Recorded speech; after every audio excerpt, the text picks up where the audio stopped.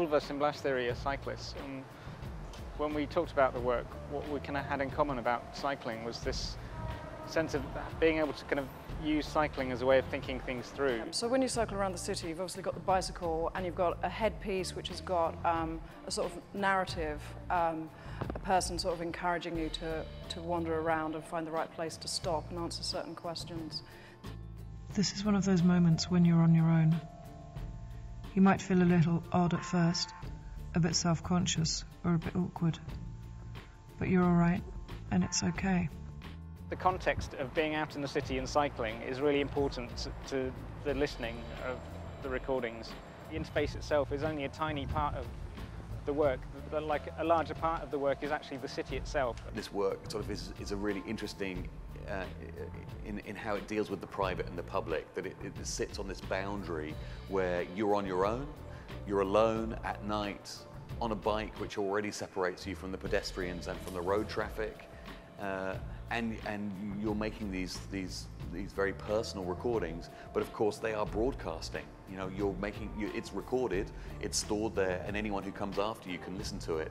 So you're simultaneously aware of being incredibly alone and of being engaged in a public activity. I mean, we're seeing a collapse of the boundary between private and public, you know, at a whole number of different levels, and this, you know, affects us very much in terms of our personal lives, but I think it also has big implications for culture and how culture operates and where it takes place. Writer Spoke was a work where we've tried very hard to enable people to have very precise forms of speech, very personal forms of speech, and very particular locations that they choose, but all of that's under their own control. They have agency in all of those different elements. We're allowing people to kind of respond to it on a number of levels, so you can take it very seriously, you can use it as a sort of confessional, you can pretend to be somebody else completely, you can take it very lightly and treat it, you know, humorously. It's really about a kind of relationship based on proximity, and that's